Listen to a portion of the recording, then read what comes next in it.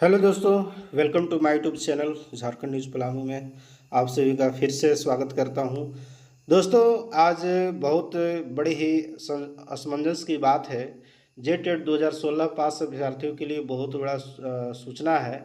High court से बिल्कुल उम्मीद टूट गया है।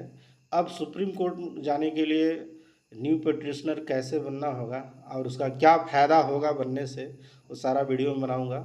और इसमें कौन कौन पिटिशनर बन सकते हैं और कौन नहीं बन सकते हैं, ये भी मैं पूरा वीडियो में बताऊंगा। और अब ऐसा आ गया है कि अब जो जेटेट 2016 पास अभ्यर्थी हैं, अब क्या करें? परीक्षा की तैयारी करें या फिर सुप्रीम कोर्ट में केस फाइल करें? अब समय आ गया है सभी को मिल करके लड़ने का, क्योंकि परीक्षा की तैयारी तो हो ही रहा है, लेकिन एक ही नियुक्ति को दो दो नजरी किया जा रहा है सरकार के द्वारा। एक तो हाई कोर्ट का जजमेंट 2013 पास वालों जो जेटेट पास की उसको सीधे काउंसलिंग हो रहा है, और 16 पास अभ्यर्थियों के लिए साथ बिल्कुल अन्याय हो रहा है। उन लोग भी टेट पास किए तो उन लोगों को सीधी नियुक्ति क्यों नहीं किया जा रहा है? इस सबसे बड़ा सवाल यही उठता है। तो इसके लिए हाई कोर्ट से जो परिमल जी का केस था, जो 14 मार्च का कुछ निकला हुआ था, उसको लेकर के कुछ अप टू डेट आया है। और सरकार की ओर से जवाब आया है कि सीधी नियुक्ति जो 2016 पास जो जेटेट पास है उनकी सीधी नियुक्ति नहीं की जा सकती है। उसी को लेकर के अब सुप्रीम कोर्ट में जाने की बिल्कुल तैयारी हो रहा है। और जो नए अभी तक पिटिशनर नहीं बने हैं उनको पिटिशनर बनाने के लिए अब मौका आ गया है। और उसमें कितना क्या लगेगा ये सारा वीडियो में बताऊंगा। इससे पहले मैं छोटी सी रिक्वेस्ट करना चाहूँगा, हमारे चैनल पर आप पहली बार वीडियो देख रहे हैं तो चैनल को सब्सक्राइब कर लीजिएगा और बेल आइकन घंटी को प्रेस कर लीजिएगा। तो चलिए, मैं कुछ जानकारी है जो साझा कर रहा हूँ।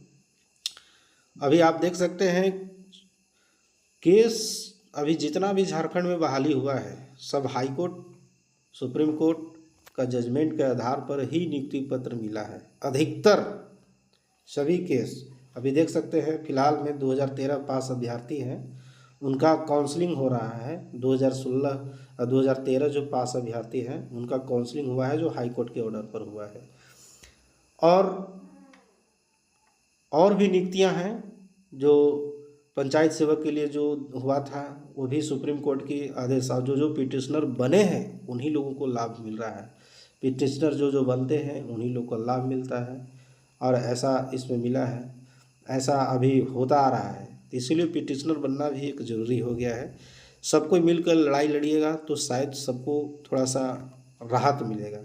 इसमें सीट वेट को रोकने के लिए केस फिलहाल सुप्रीम कोर्ट में चल रहा है, लेकिन फिर से एक जो अभी तक नहीं जुड़े हैं उनके लिए है। और क्या इसमें करना होगा मैं बताने वाला हूँ वीडियो में। तो चलिए, बिना देर के भी बताता हूँ, और किससे मिलना होगा, कहाँ संपर्क करना होगा, सब मैं बताऊँगा दोस्तों।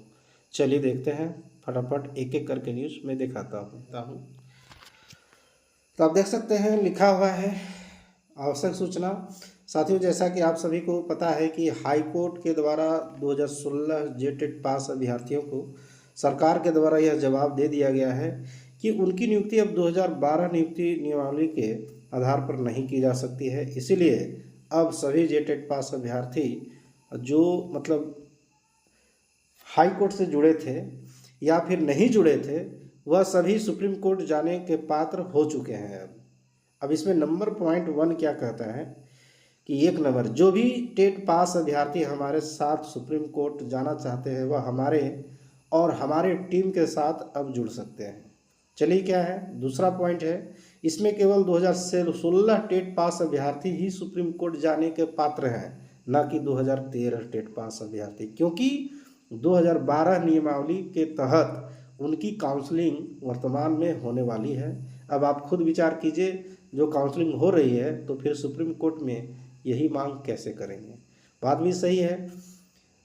तीसरा पॉइंट यह है, जिन अभ्यर्थियों का हाई कोर्ट में कोई केस चल रहा है, जैसे कोई भी केस पहले से आप शामिल हैं तो उनका अभी तक कोई निर्णय नहीं आया है, तो वह हमारे साथ सुप्रीम कोर्ट जाने के पात्र नहीं होंगे। मतलब जिनका जो पहले से हाई कोर्ट में केस उसमें नाम चला गया है तो सुप्रीम कोर्ट में वैसे लोग नहीं जा सकते हैं।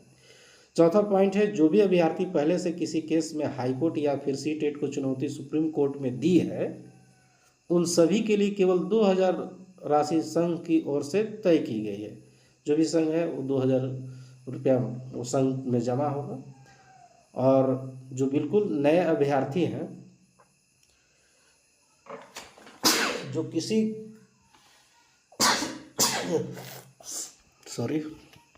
जो किसी केस में सम्मिलित नहीं है, उनके लिए और क्या है, चलिए हम दिखाते हैं।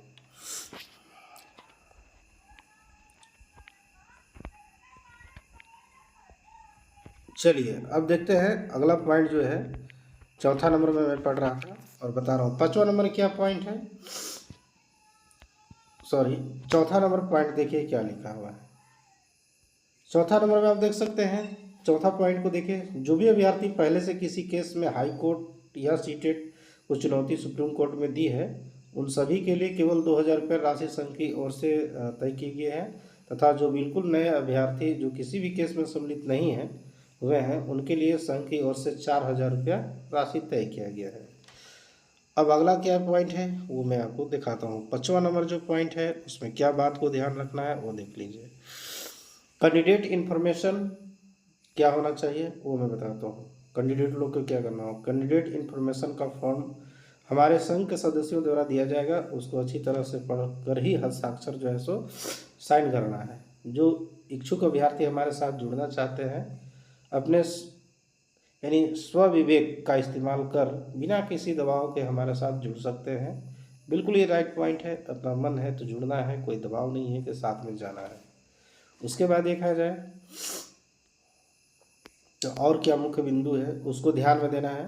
7 नंबर क्या है, हमारे साथ जुड़ने के लिए हमारे द्वारा जारी किए गए सभी जिला अध्यक्ष एवं सक्रिय सदस्यों को 2012 नियमावली के लिए नई सूची जारी की जा रही है, जो इस प्रकार है, और जो मैं आपको दिखाने वाला हूँ कौन कहाँ से है। धन्यवाद। ये परिमल कुमार प्रदेश अध्यक्ष है। बहुत लोग कमेंट करके बोल रहे हैं, जितने भी सीटेट वाले हैं, और उन लोग तो पूरा निगेटिव कमेंट करके भर दे रहे हैं कि ये बंदा जॉब को बहाली के होने नहीं दे रहा है। ये बंदा में क्या गलती है? मैं उन तमाम सारे लोगों से ये कहना चाहता हूँ, वो बंदा में क्या गलती है? क्या वो नियम संशोधन कर रहे हैं? क्या सुप्रीम कोर्ट में केस लेकर के गए हैं सीटेट और जेटेट के लिए रोक के लिए? क्या सुप्रीम कोर्ट की ओर से कोई ऐसा आदेश आया है जो बहाली ना ले, फॉर्म ना भराए? ऐसा कभी आया है? उन सारे निगेटिव कमेंट करने वालों को ये मैं कहना चाहता हूँ कि पहले बात को समझो, किसी को कुछ बोलने से पहले समझो। कोई भी अपना हक अधिकार लेने के लिए लड़ेगा है। देखिए सुप्रीम कोर्ट, हाई कोर्ट में 2013 वाले अपना केस किए, सीधी मांग किए, उनको मिला, तो क्यों नहीं 2016 पास वाले मांग करेंगे? किसी के बारे में निगेटिव सोच रखते हैं कि ये बंदा नहीं बहाली को होने दे रहा है। ये आप कभी सोचें कि सरकार का कभी मंशा ठीक नहीं है जो बहाली नहीं करना चाहती है। सीटेट वाले हाई कोर्ट में सीटेट अपना हक अधिकार के लिए लड़ाई लड़े, तो उसमें जेटेट वालों को परिमल जी के क्या दोष है? किसके चलते जून जुलाई में ये, किसके चलते हाई कोर्ट किसके चलते रोक लगा था? सीटेट वालों के चलते रुका था ये केस, 1 महीना तक डिले हुआ था। तो कोई भी हक अधिकार के लिए जब आगे लड़ता है तो फिर जेटेट के लिए भी, अगर जेटेट 2016 वाले अपने हक की लड़ाई के लिए अगर सुप्रीम कोर्ट गए हैं तो उसमें गलती क्या है? अब सुप्रीम कोर्ट से क्या आदेश आया है कि हाँ बहाली मत करवाइए, रुकवाइए? झारखंड कर्मचारी चयन आयोग सीजीएल की परीक्षा तो ढंग से करा ही नहीं पा रहा है। ये सारा तो सरकार का दोष है ही नहीं, ये तो दिख नहीं रहा है। अब परिमल कुमार जी अपना हक के लिए अगर अपने साथी गण के साथ अगर सुप्रीम कोर्ट जा रहे हैं तो बोल रहे हैं कि बंदा हो ही नहीं दे रहा है। ये कहना बिल्कुल गलत है। सरकार का मंशा ठीक नहीं है, इसको बहाली लेने का इच्छा नहीं। अगर सुप्रीम कोर्ट गए हैं तो क्यों नहीं पहले जेटेट नया करा लेता है? परिमल जी मना किए हैं। ये सरकार ठीक ठाक नहीं है, इसका मूड ठीक नहीं है, ये बजा कर रखना चाहते हैं बहाली को। ये अगले अपना चुनावी एजेंडा दिखाना चाहती है। तो चलिए आगे फिर और क्या है, कौन कौन साथी के साथ आप मिल सकते हैं, मैं पूरा वीडियो में दिखाने वाला आया गया है। सभी जिला अध्यक्ष के लिए जो नियुक्त संपर्क सदस्य हैं, देखिए नियुक्ति नियमावली में ये सारा चीज़ आप देख सकते हैं, एक एक करके आप देख लीजिएगा।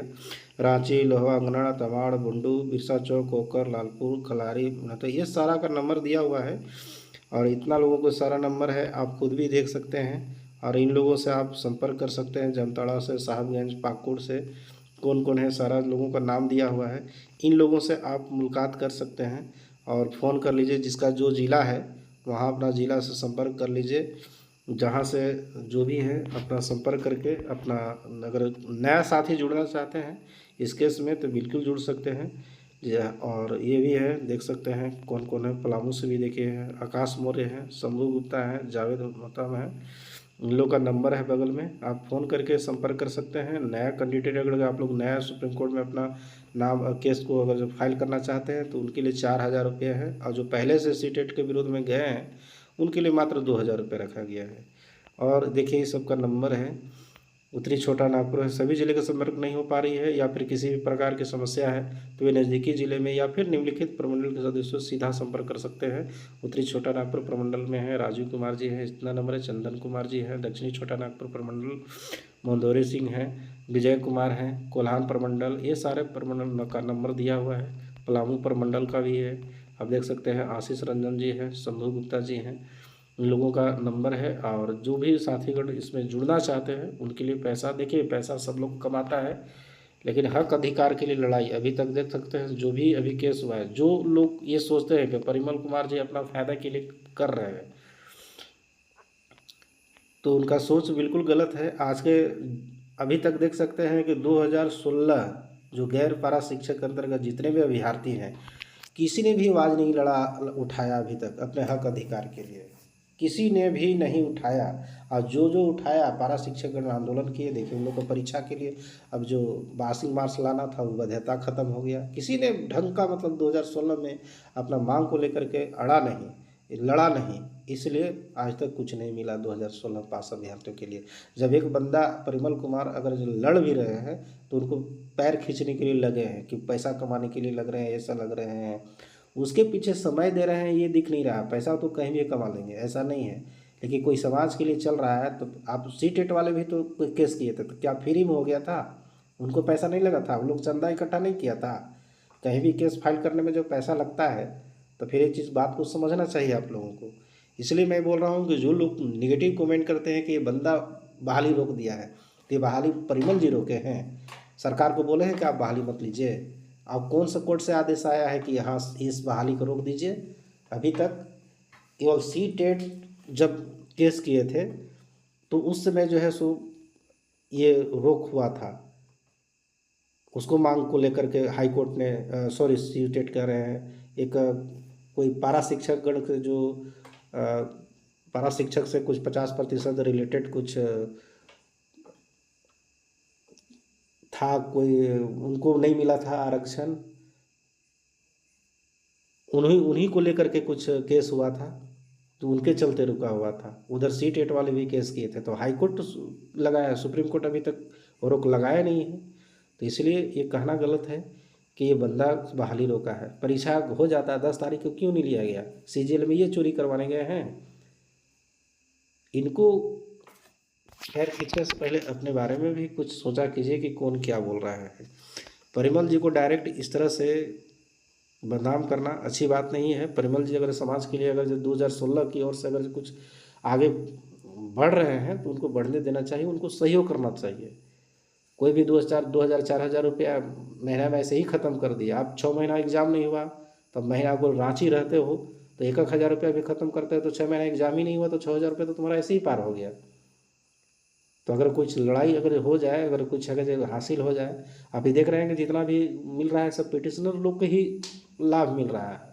तो इसलिए भी आवश्यक है कि आप पैसा बहुत कमाइएगा, 2-4 हज़ार रुपये से कुछ होना नहीं है।